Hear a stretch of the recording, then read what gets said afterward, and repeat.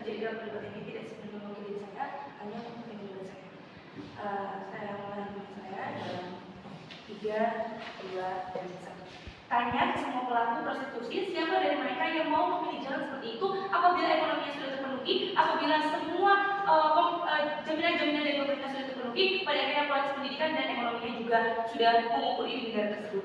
2 setup dalam mosi ini. 1. Konteks prostitusi itu seperti apa? Ini adalah suatu pekerjaan yang hingga saat ini tidak dilegalkan di status quo karena stigma buruk yang mengakar tanpa memperhatikan aktor-aktor rentan yang bahkan mereka ini tidak punya pilihan bagaimana mereka akhirnya untuk menemukan jalan hidupnya. Tapi 2, beban pembuktian dalam konteks perdebatan ini itu apa? Kedua pihak harus membuktikan mudarat mana yang lebih banyak terkait signifikansi dampak apabila kita melegalkan prostitusi ini. Memasuki kerangka argumen saya. 1. Kenapa dengan melegalkan prostitusi itu menjadi lebih baik? Juri pahami karakterisasi aktor-aktor rentan dalam mosi kali ini. Analisis kenapa pelaku ini mau terlibat dalam prostitusi. 1. Juri, alasan ekonomi. Juri, mereka adalah aktor-aktor rentan yang mungkin secara background mereka itu sudah sangat putus asa terkait ekonominya. Bayangkan, dia sendiri lahir mengalami kemiskinan struktural, dia tidak sekolah, kualitas pendidikannya itu buruk, yang bahkan ini juga salah pemerintah karena pendidikannya belum merata. Dia tumbuh dengan keterbatasan, tidak ada nilai jual atas dirinya, daftar kerja sana sini itu ditolak, lapangan kerjanya juga sempit, lalu apa yang dia punya? Hanya dirinya sendiri, mereka juga terpaksa juga melakukan hal ini karena keadilan dalam kesejahteraan tidak bisa dia dapatkan. Dia juga warga negara Indonesia juga yang harus kita jamin kesejahteraan hidupnya. Preemptif, tim kontra akan bilang, sampai kapanpun ini adalah hal yang buruk, ini adalah hal yang salah, ini adalah perbuatan yang kecil, ini buruk. Juri, tapi coba pahami status quo sudah seburuk itu. Kenapa? 1. Juri, apakah tim kontra bisa jamin mereka akan sejahtera tanpa prostitusi ini? Lihat status quo, masih banyak pengangguran. Bahkan di kasus kami, asal-muasal mereka lakukan ini, itu karena buruknya sistem pemerintahan yang gak bisa jamin kualitas pendidikan dan kesejahteraan ekonomi sehingga dia mengalami kemiskinan pada akhirnya.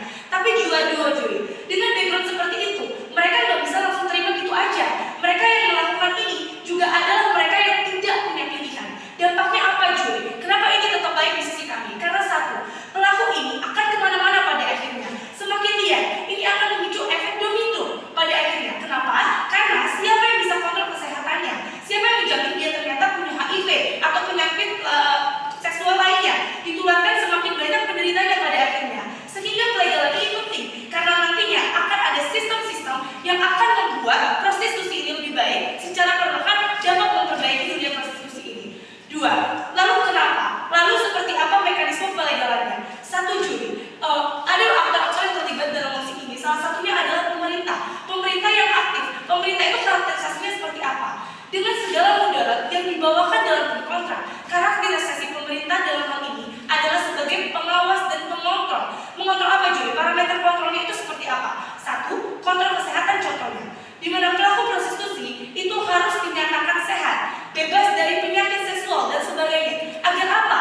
Di kasus terburuk kami pada argumen saya tadi bahwa dia bisa saja menularkan penyakit seksual itu pada korban-korbannya, lalu efek domino akan terjadi, semakin banyak penderitanya pada akhirnya.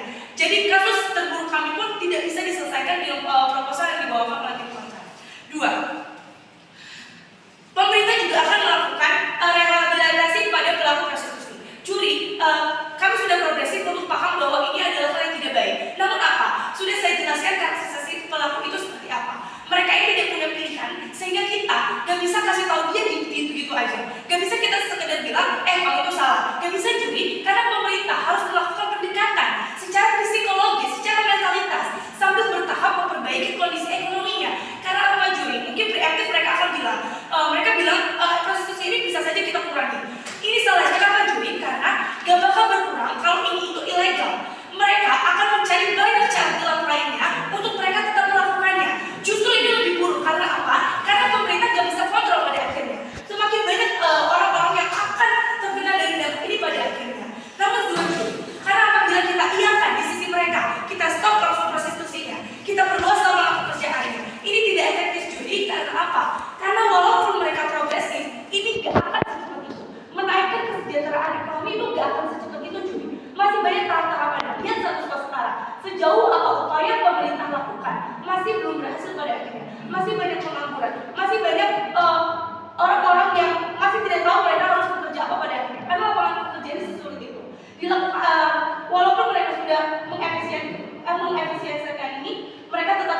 sadar potensi lebih buruk akan terjadi, bahkan seperti kriminalitas akan berpotensi terjadi pada akhirnya. Maka dari itu bakal menjadi kriminal.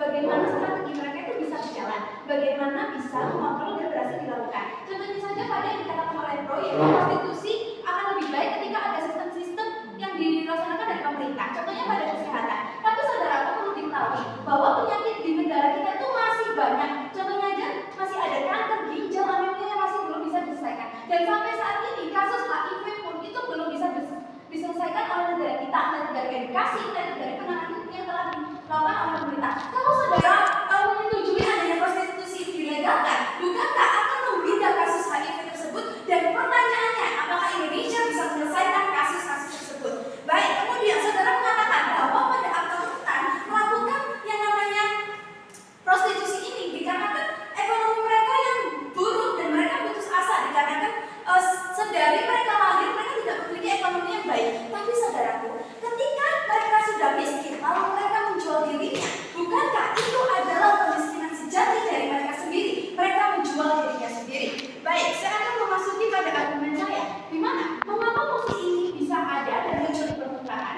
Bagi kontra, dikarenakan satu, dewan itu memiliki kewajiban untuk menjaga seluruh masyarakatnya dan melindungi negaranya dari hal-hal prostitusi dan hal-hal yang tidak baik. Kemudian kedua, prostitusi. Pada dasarnya prostitusi itu bukanlah hal yang boleh dilakukan dan tidak layak menjadi sebuah pekerjaan dan standar kehidupan sumber manusia. Maka dari itu, dewan bertanggung jawab penuh untuk menolak musik ini dan tidak membiarkan prostitusi dilegalkan. Karena apa? Karena satu, prostitusi melanggar moral dan kodrat manusia.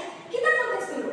Bukankah Indonesia merupakan negara yang memegang penuh nilai agama dari kelima negara yang ada di Indonesia, yaitu Kristen, Katolik, Islam, Konghucu, Buddha, Hindu? Apakah ada negara yang mengajarkan memperbolehkan prostitusi itu sendiri dan melakukan prostitusi sendiri? Bukankah ketika negara menyetujui adanya prostitusi ini, sama saja negara merusak moral dari agama itu sendiri? Dan yang kedua, negara kita memiliki nilai Pancasila yang menjadi kontrol bagi setiap warga negaranya. Pancasila pertama jelas dikatakan ketuhanan yang Maha Esa.